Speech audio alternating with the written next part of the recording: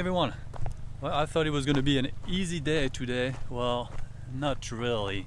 I was on the road for maybe 30 miles and now I am on a field of rock. That's how it looks like. And here's a Jeep, another one, just to show you how it is on the trail right now. And there was some rough patch, but I don't know if it's going to get better.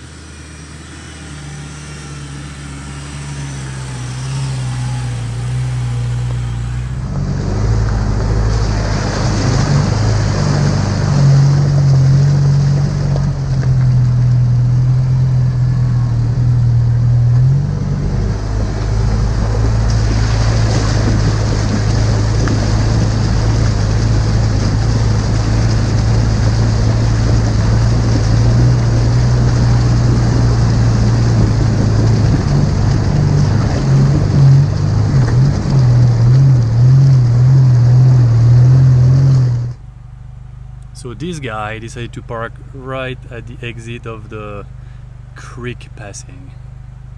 Nice job, dude. So well, I'm gonna back up, go in the water, and I think I can go this way right there. Let's do that.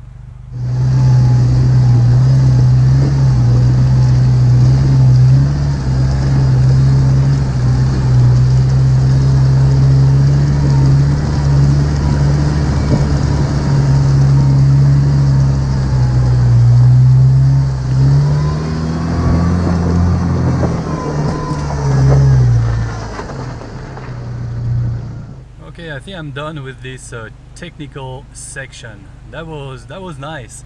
I mean, definitely not too hard, not easy for sure, but very, you know, technical. A lot of articulation, a lot of rocks and mud, but that was fun. So yeah, so I'm back on some kind of main road, so not as bad as it was before. So I think now I'm gonna be reaching like a paved road, and I think it might be like that until I reach the destination I want to go to before I head home. So more on that later. Okay, so I'm gonna keep going. Talk to you later.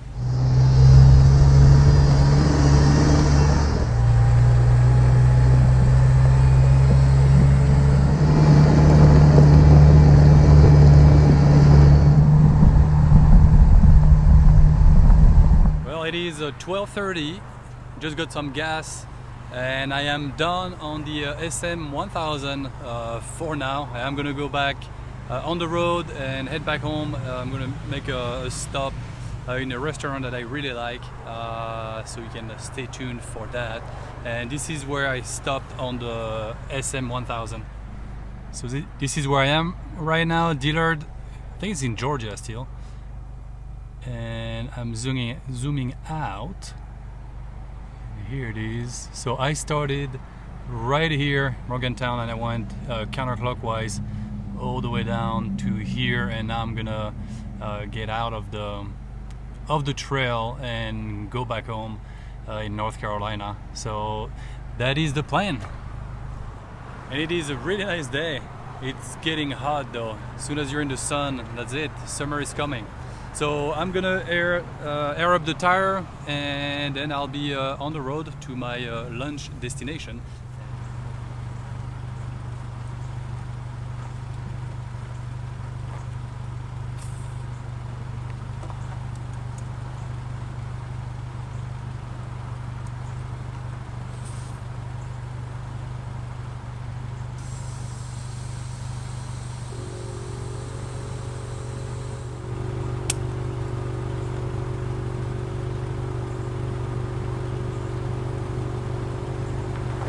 So I'm going back up to 35 psi. So the first tire is usually really fast to go from 15 to 35 because the tank is full. And then for the other one, it's going to take a little more time. And what I usually do, I do the rear and the front on one side, then I reconnect my sway bar, because yeah, I almost forgot about that. I need to reconnect the sway bar, and that gives time to the tank or to the compressor to refill the tank, and then it'll go faster on the other side. Anyway, that's pretty like a 13-minute process to reinflate all the tires and reconnect the sway bar. And this is the place. It's a Japanese restaurant, sushi bar, and they have the best sushi ever. And it is in Brevard, North Carolina, between the ABC store and the Walmart. So yeah, I mean, we found that with my dad when he was here with trout fishing once in North Carolina and the year after in Georgia, and we stopped twice here, and 2 times it was delicious. So they close at 3, so I'd better get going. Enough talking. Talk to you later.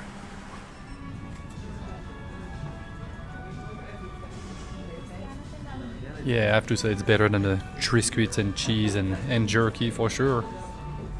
Done with lunch, and just like the past 2 times, it was so good. I don't know what it is, but this place is amazing. So definitely, if you're in the area, go check it out and have lunch or dinner. Anyway, it is, I don't know what time it is, but I am 3 hours away from home, so I'm gonna get rolling. It's gonna be highway drive, I think, from now on until I get home. So I'll talk to you later. Cheers. Well, it is 7 p.m. and I made it home. Well, not really home. I am at a friend's house. I've been invited to a barbecue, so that's great. Great way to finish this trip. So I'm gonna put a new shirt on, put my flip-flop, get oh, it's locked already. Yeah, right there. A case of sweet tea, because yeah, you know, it's a barbecue. So yeah, that is it for today. I'll probably do a wrap up before I post this video during the edit, just to give my thought on the SM1000 Smoky Mountain 1000. So I'll do that maybe this weekend or whenever I get to edit this video and post it. So that is it for now, and well, thank you all for watching, and I'll talk to you soon. Cheers. And the Jeep is back home in the garage. Hello back, everyone. Yeah, if you're wondering, the barbecue was delicious. So now it's time for a wrap up. So I'm gonna go back, or bring you back in the Jeep, and I want to talk about the SM1000, you know, what the good, the less good, throw some numbers, and I also want to talk a little bit about the Jeep, tell you how it went, and the thing that yeah, needs to be maybe improved a little bit. So let's get going.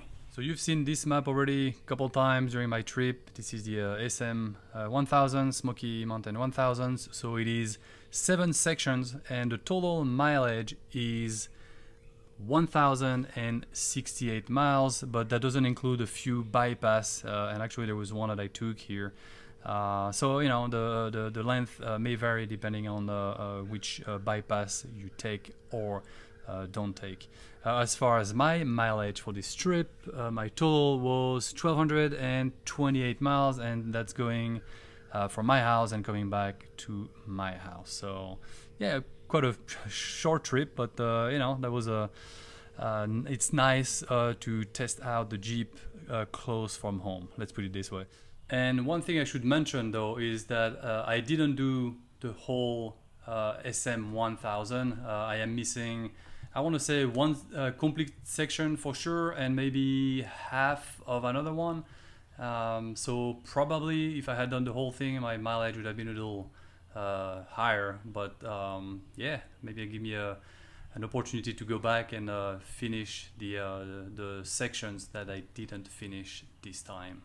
So what are my thoughts about the SM1000? I got some notes here so I don't forget. Well, first I want to say, I mean, it's really nice to be in the woods and driving in the, you know, on service roads and on the back roads in the Smoky Mountains. You know, just really nice to be out there and to be back in the Jeep. The wildlife also definitely nice. Of course, this bear encounter was yeah, I mean, you know, a little bit of excitement there for sure, but and I didn't get to record all the wildlife that I was seeing along the way, so definitely that's definitely nice. And one thing that is really great with the SM1000 is the fact that it's a route that's already made, right? So I was following the tracks, so it just makes everything easy in a way, because you're following the tracks, so you can just, you know, focus on the scenery and driving and all that. Like it brings the navigation part of it kind of on the back burner, so that's really nice to have that. So, you know, again, whoever drew this map or created those tracks, you know, thank you. Really make things easy for other people, so I really appreciate that. The other thing that was nice is the variety, and it's going back to the comment I just made, right? So you're on a back road sometime, then you go back on the trail.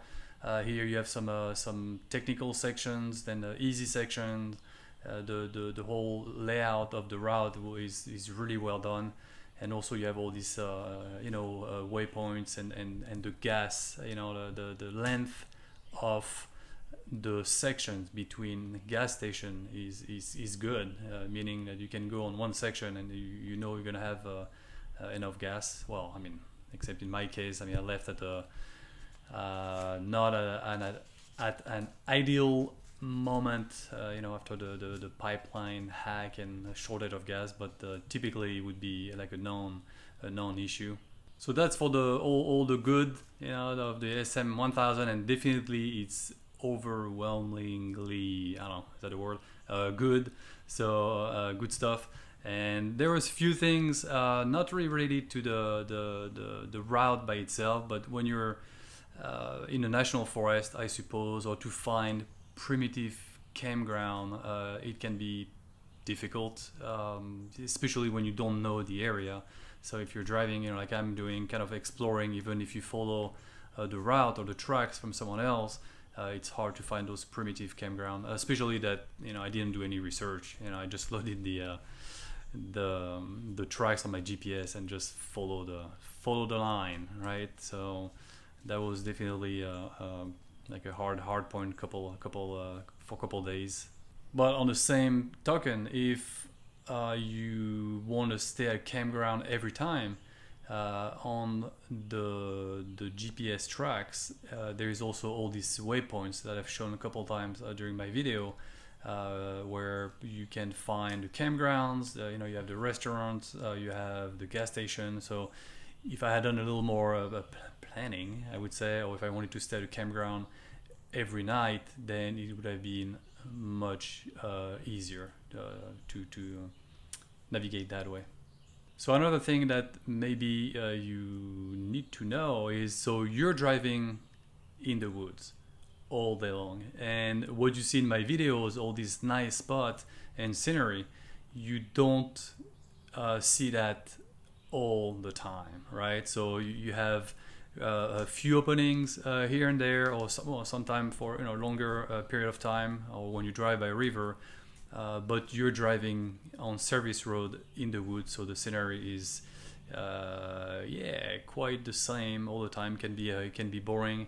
It's not like when you drive out west, in Utah, New Mexico, Colorado. I mean, it's much more open, and scenery is changing, I would say, or more often than that. So there is that. I think that's pretty much it for the thing that are that you need to be aware of, that are not all nice and shiny on the road. And the guy that made this route, they're motorcycle riders, so doing that on a motorcycle would be a lot of fun.